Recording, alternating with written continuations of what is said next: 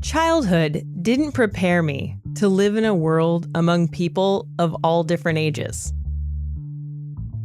I mean, think about it. When you're a child, everything is segregated by age. Your school classes are full of kids your age. Your sports teams are labeled by age.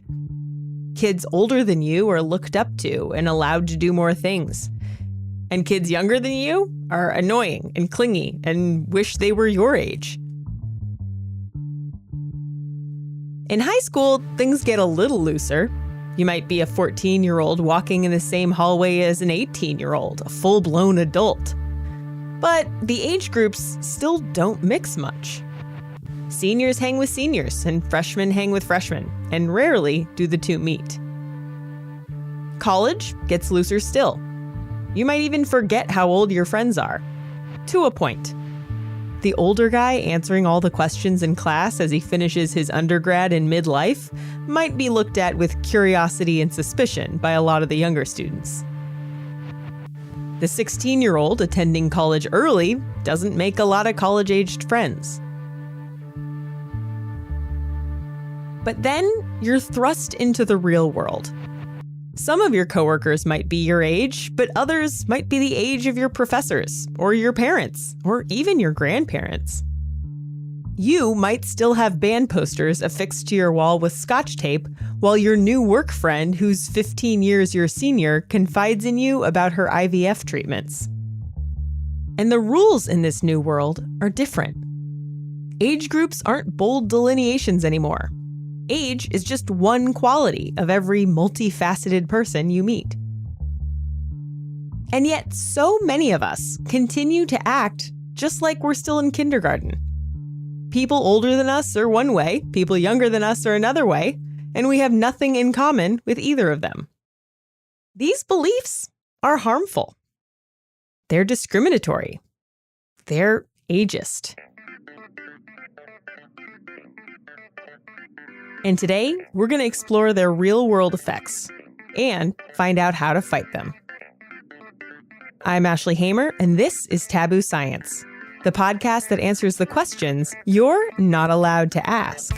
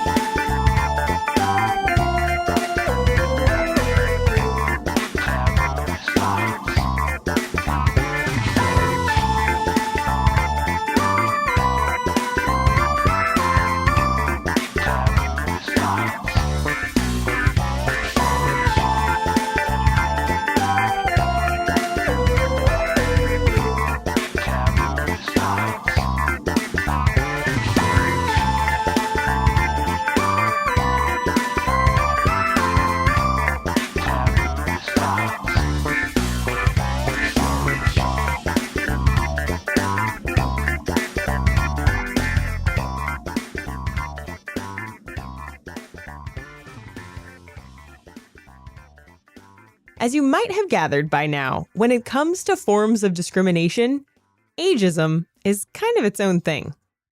Our research has sort of shown that ageism is one of the most experienced forms of prejudice and discrimination. It's more experienced than racism and sexism, probably because everybody has an age and can experience ageism at whatever age that they're in or in their life course.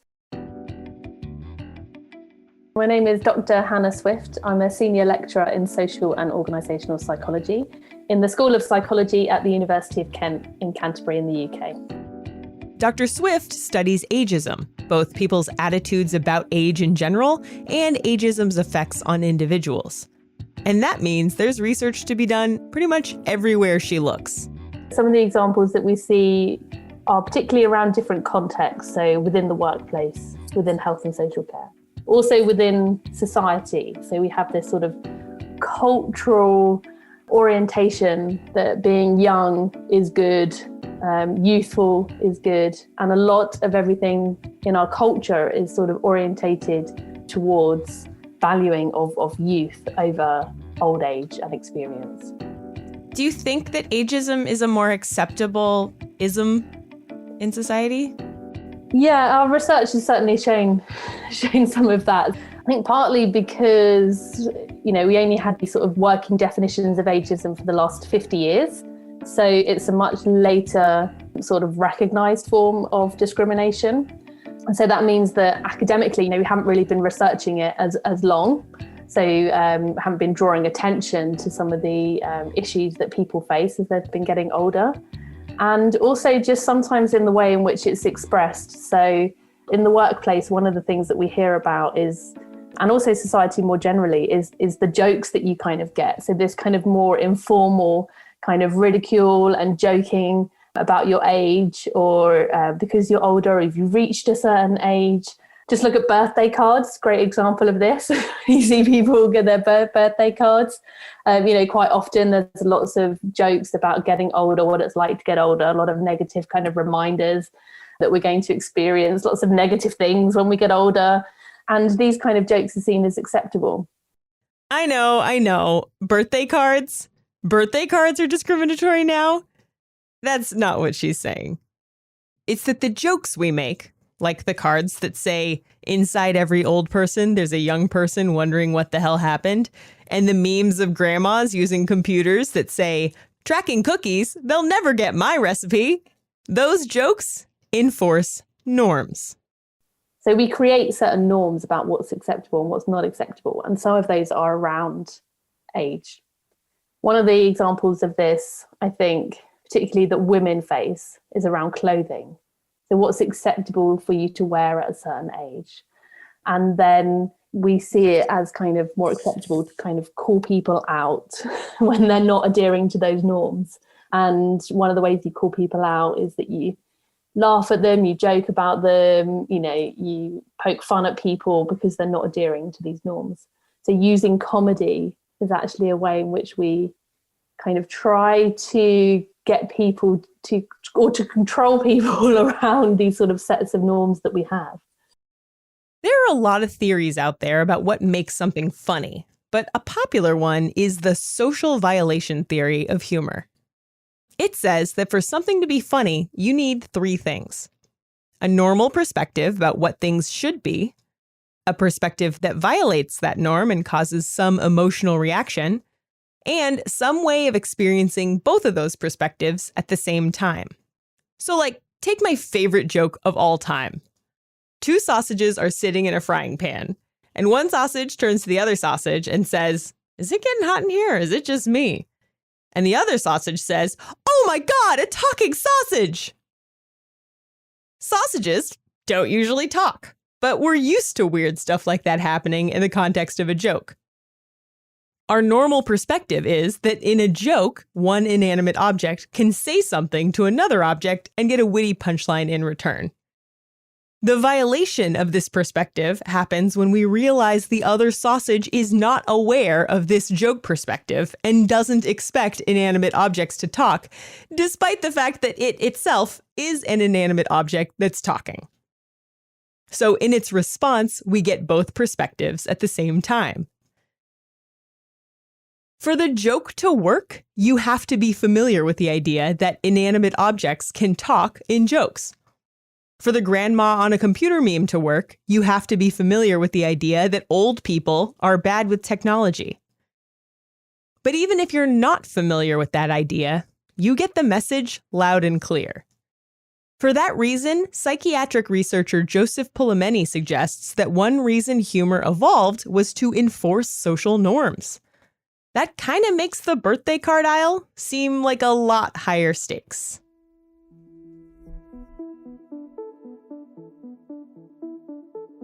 Of course, there's a big difference between my sausage joke and the grandma meme. I'll never be a sausage, but if I'm lucky, I will get older. There is this strange dynamic with ageism which is different to other forms of prejudice, which makes it very unique in the sense that we can embody all of these norms, understand what it's like to be older, fear the aging process, poke fun at older people. But then as we get older, we might think, oh, hang on a minute, now somebody else might do this to me. Right, so it's kind of like acceptable for us to do it when we're not acceptable, that's the wrong thing to say, but we might do it when we're younger for different reasons. And then as we get older, we've actually kind of embodied some of those norms and what it means, and then adhere to them or not adhere to them. And then could be the target of the discrimination from other people when we're older. Do we discriminate against ourselves at that point too? Yeah, so it's one of these forms of prejudice that can be internalized. And what I mean by internalized is that because age, so what it means to be a certain age or to be older, to be younger, all of these things are to some extent sort of culturally and socially constructed, right? So set of norms or milestones that we have that we think that we might have to reach at a certain age. It might vary from culture to culture. And also this kind of value that we place on youth and towards being younger and looking younger and feeling younger and dressing younger. These are things that we kind of absorb from the culture around us, particularly in kind of Western cultures, right? So UK, America. This leads to another strange dynamic. A lot of the time, we decide for ourselves that we're too old for certain activities. How many times has somebody said, I'm too old for this? I'm too old to go to this pub. I'm too old to go into this shop and shop here anymore. I'm too old to wear this dress or skirt or heels or whatever. Like, we say it all of the time, and we hear people say it all of the time. And that is a great example of somebody sort of recognizing, firstly, what it means to be acting at that certain age or the age that they are, recognizing that there's an acceptability or social kind of acceptability around the behavior or whatever it is that they're doing, and then acting in line with that or choosing not to act in line with that. So we can modify and we change our behavior as we get older to what actually we think is acceptable or what we think we should be doing as we get older. Clothing and dresses are kind of a nice, easy one to kind of, we change our shopping habits and fashion styles and things like that as we get older. And I guess pubs and restaurants and kind of those kind of social things as well, I think, get to a point where we go, actually, maybe I'm too old for this place. Maybe I shouldn't be dancing until 3 a.m. in the morning, and you kind of switch and do other things that you think are more acceptable for your age. That immediately makes me think of a show I used to watch in college that What Not to Wear. It's like a fashion show. And I remember in the opening scene, they have like a street sign that says, no mini skirts after 35. Yeah, exactly. Man, talk about enforcing norms. I kid you not. That street sign was in my head as a fashion guidepost from age 19 until right around when I turned 30.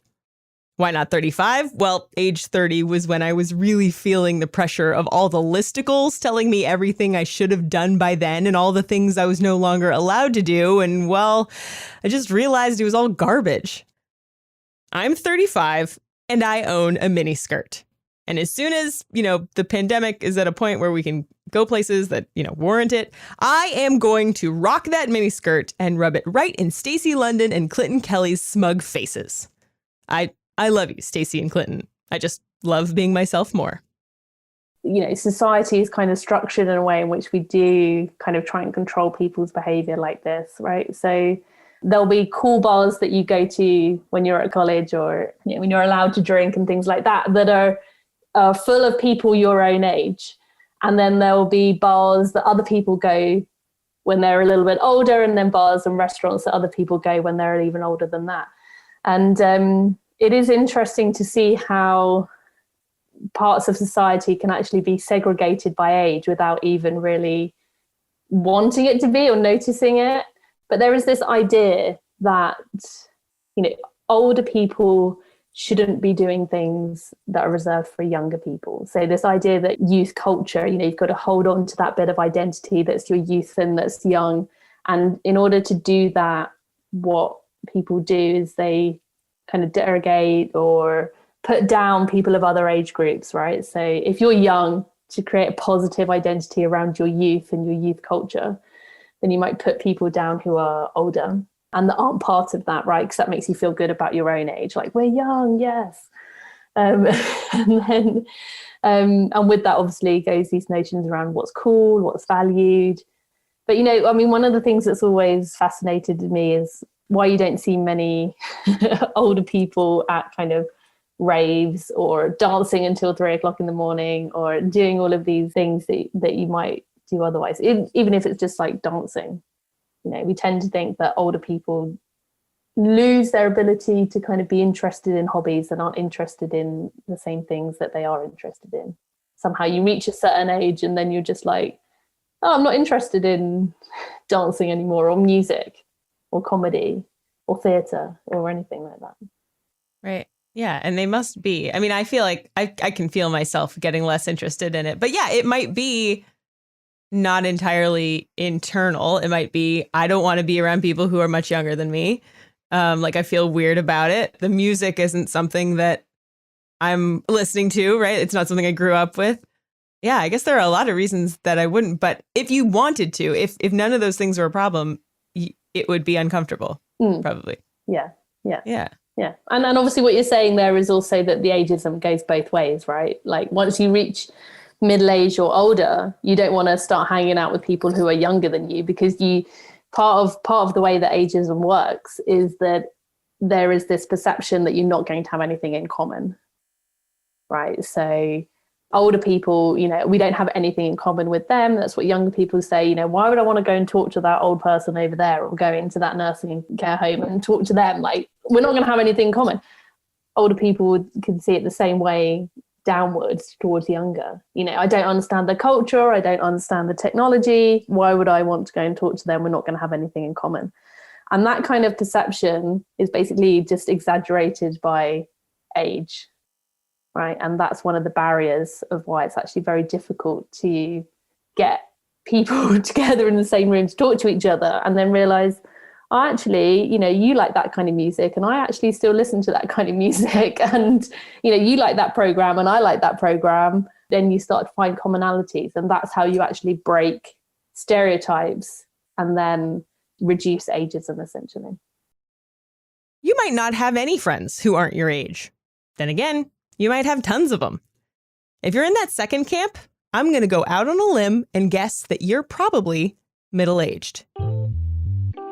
In our research, what we've done is we've asked people if they have a friend.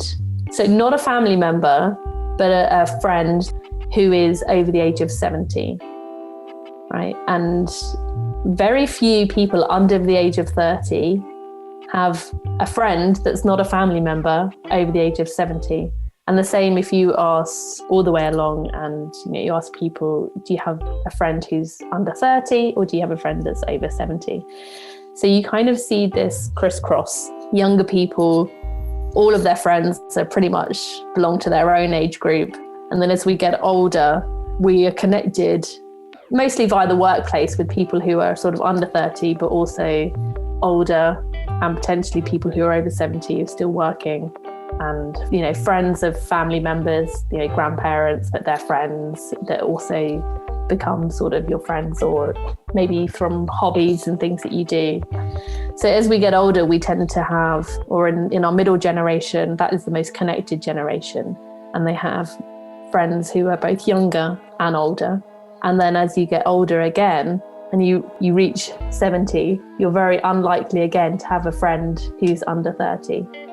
So these two parts of society are actually not very well connected with each other, which obviously can create lots of stereotypes and misconceptions and ageism. We'll get to how to make friends outside your age group later. But the fact is that the jokes and TV shows and clubs devoid of people over 30, it's all a lighthearted sign of some deep issues with ageism in society. And those issues can have life-altering effects. Healthcare is one of the areas that we get a lot of evidence that ageism exists, partly because ageism tends to exist and can be reported on when people tend to be denied a treatment or something, or access to something. And obviously healthcare is a big a big context where it's all about giving people access to treatments. There's lots of different ways that you can look, and lots of different evidence about where ageism exists in healthcare settings. Some of it exists because people aren't getting access to treatments because of a certain age that they are. I think one of the interesting areas that we're seeing at the moment is particularly around mental health. So not getting access to kind of mental health needs that you might have, or referrals to different kind of mental health services because of your age. There's sort of a bit of a notion that, well, if you're depressed, you're old, so of course you're depressed. What do you expect? What do you expect to happen at your age? That's one area that ageism can exist.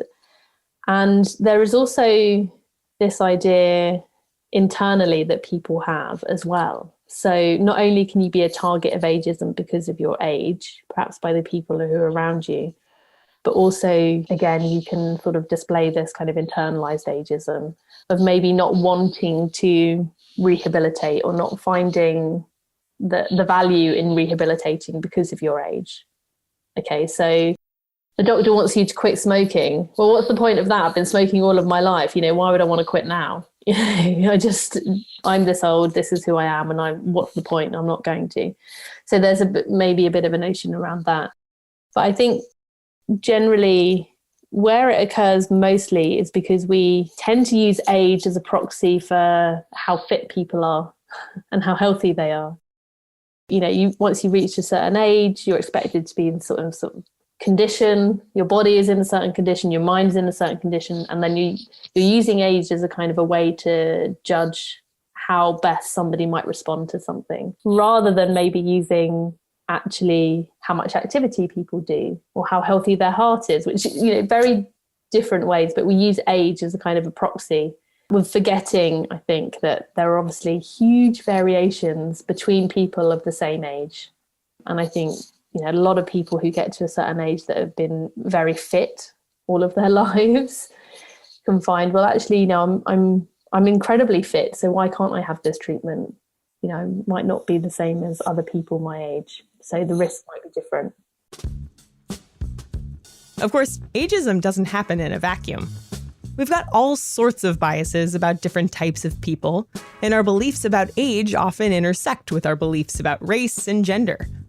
One big one that we're all familiar with is that classic Hollywood double standard, where aging male actors get bigger roles with younger romantic interests, while aging female actors just kind of disappear.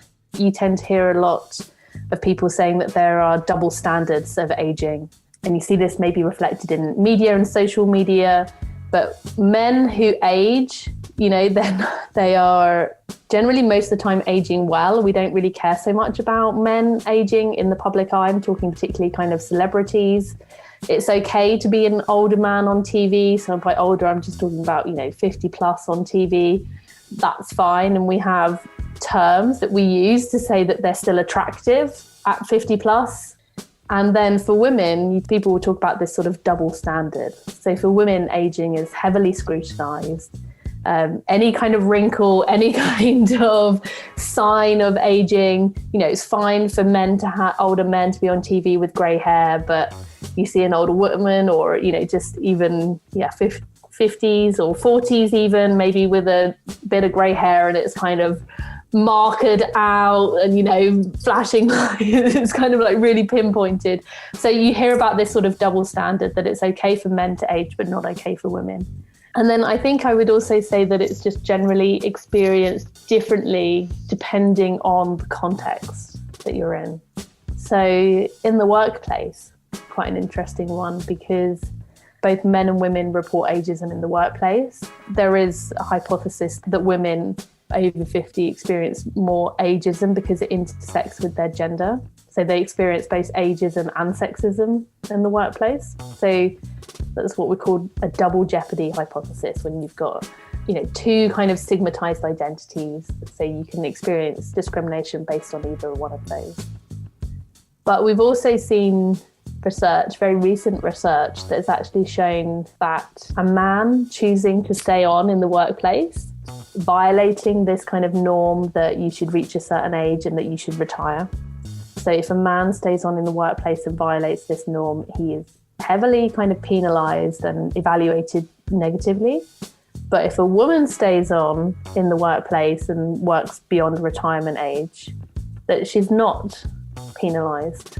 And actually the research is saying that she's not being penalized because she's a woman and she was never afforded that sort of status of being in the workplace in the first place. So like nobody wants her position, really. Yeah, so the idea is that men staying on in the workplace is actually seen as more of a threat because they're a man, whereas a woman in the workplace is seen as less of a threat, so they can kind of get away with staying on in the workplace because they're not seen as a threat because they're a woman. Wow. So it's kind of an interesting new line of research that's been coming out, and actually it's been looked at in terms of a few different areas, particularly around leadership, retirement. Men staying on in leadership positions longer are more likely to be penalised than women staying in these positions longer. But it is kind of an interesting finding and something that we're doing a bit more research on at the moment, actually. There's something important I should point out here. Just because you're vehemently against discrimination on the basis of race or gender or sexual orientation doesn't mean you're all good on the ageism front. In fact, a recent study found that the biggest advocates for equality are actually more likely to be ageist because of one common stereotype: the idea that older people are against social progress. One hallmark of a stereotype is treating an entire group of people as a monolith, and it's important to remember that age is not a sign of a person's social or political beliefs. Another way we treat older people as a monolith is by calling anyone over a certain age the same thing: older people. Older people can include my 67-year-old father-in-law and 88-year-old Quincy Jones, even though Quincy Jones was making music before my father-in-law was even born. Throughout this podcast, I've used the term older people, and everybody listening to this will have a different idea about what I'm talking about when I'm talking about older people. I mean, I'm talking about 60 plus there, and then also in the workplace, an older worker is considered 50 plus. So I'm talking about, huge cohorts of people. What's interesting is that we don't talk about childhood in the same way, like just 10 years of, from 0 to 10, we have a few different names, developmental stages that we talk about. With aging, it's just, I'm just talking about sort of older people, quotation marks, and I'm actually talking about sort of 50 years, 40 years of life potentially that we're kind of just treating as the same group of people. Right, yeah. They're all different generations. They all have different experiences. We just throw them on the pile. Exactly. So that's part of where ageism kind of comes from, is just this kind of categorization of people as a group of people at a certain age, stereotyped in the same way, as liking the same things, being the same way, which is just obviously ludicrous. We've spent a long time talking about how quote-unquote culture doesn't respect older people. The natural response, of course, is that this is unique to Western culture. Eastern cultures revere their elders. It's an elder's paradise, right? Well, that reverence comes with its own problems for older people. I always get told, well, maybe we just need to be a bit like Eastern cultures who value the kind of wisdom of the older generation. And actually the older generation is seen sort of head of the family, and they have a lot of say and power in the family dynamics. And that is seen as almost a bit of a gold standard. We get told, why aren't we more like these cultures that do value their elders? And it's interesting because I can definitely see, that we should be respecting our elders more. But also when you actually, and I've seen people do a lot of research in these cultures, the ageism can actually take a different form.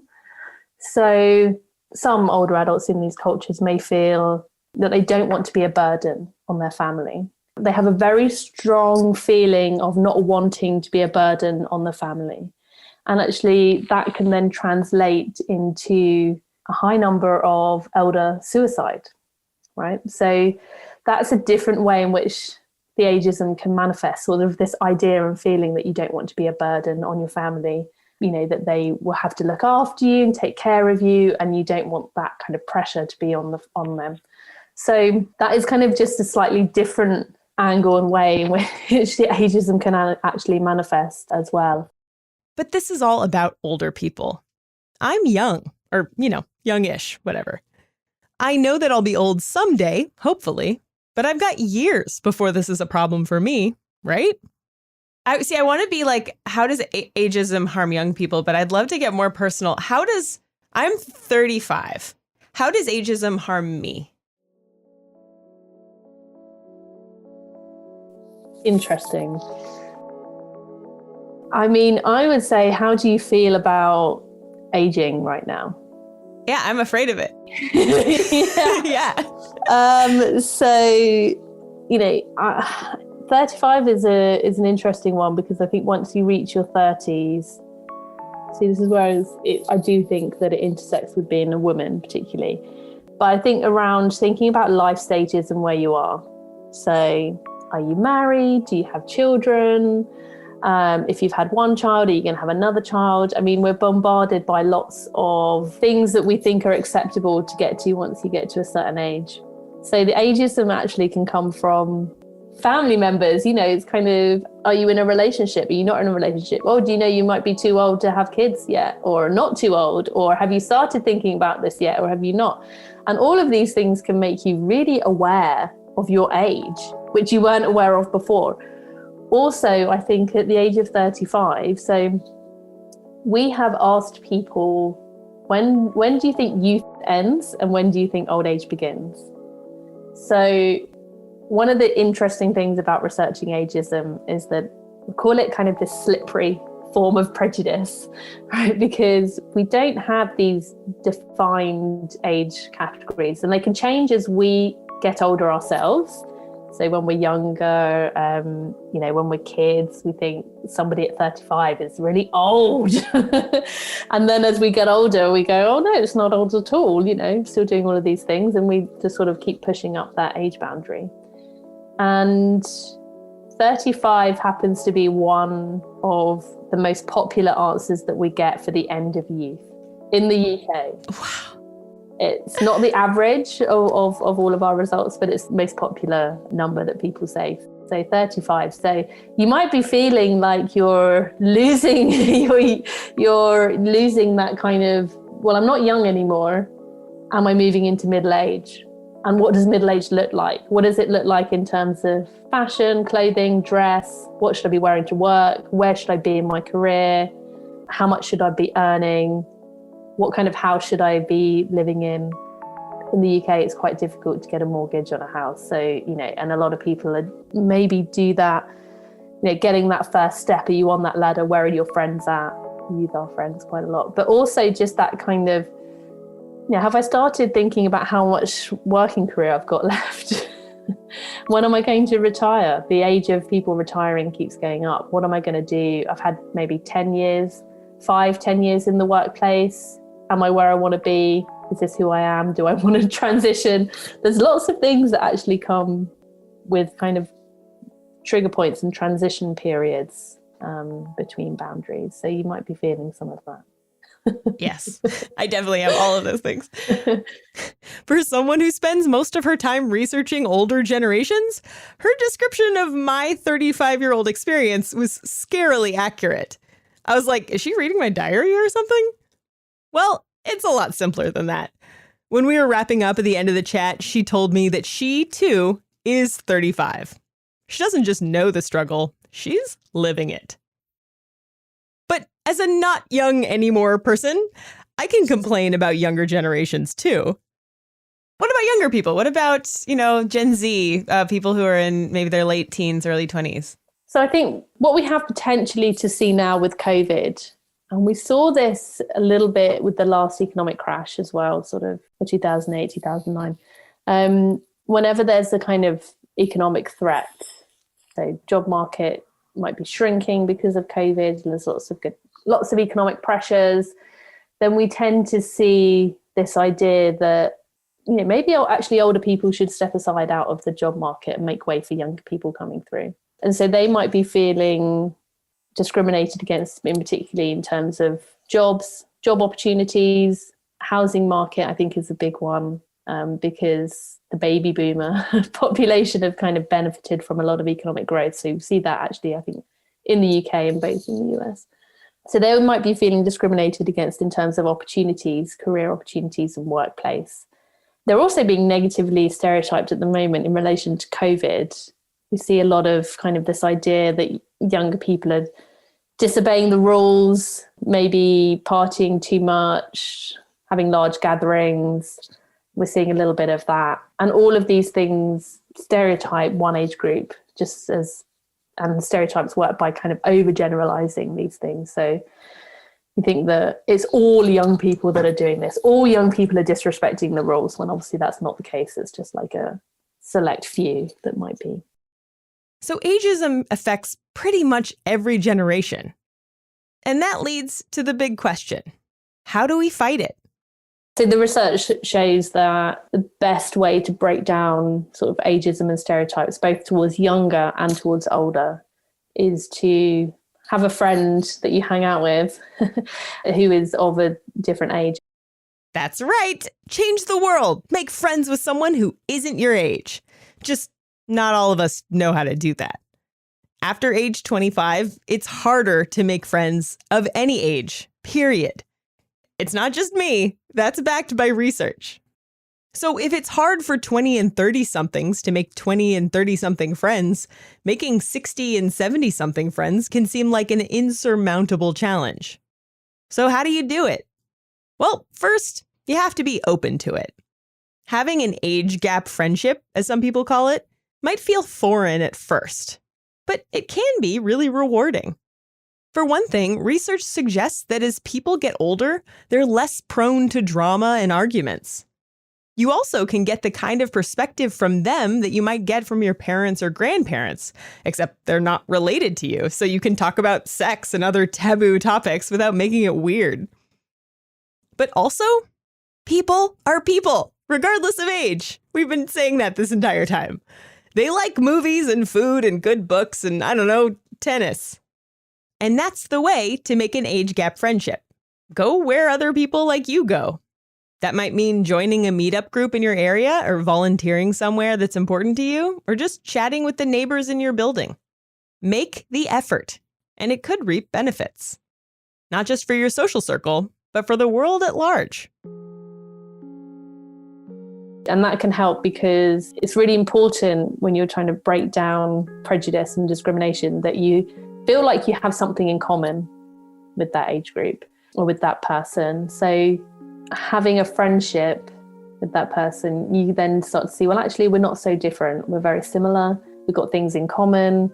And you can get an understanding of where people are in their time of life and how they've got there. And that can be helpful. So you don't think, well, hang on a minute, older people are stereotyped as very incompetent. But actually, I play chess with this person. He's not very incompetent. Or I go to this person for advice. They're wise. They're not incompetent. So actually, break down stereotypes like that.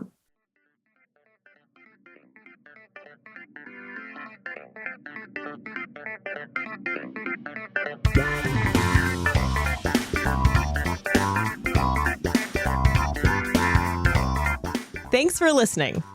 Taboo Science is written and produced by me, Ashley Hamer. The theme was by Danny Lopatka of DLC Music. Big thanks to Hannah Swift for speaking with me. She was so generous with her time, and I'm unbelievably grateful. If you liked this episode, please consider leaving a review on Apple Podcasts or on Podchaser. Podcasting solo can be kind of lonely, and seeing what you thought brightens my day. Even if it's not positive, actually. What can I say? I guess I'm just a glutton for punishment. You can follow the show on Twitter, Facebook, and Instagram. It's all Taboo Science, all one word, on all of those platforms. Or just visit the website to find everything all in one place. That's at tabooscience.show. The next episode is going to be kind of gross. Can't wait. See you next time.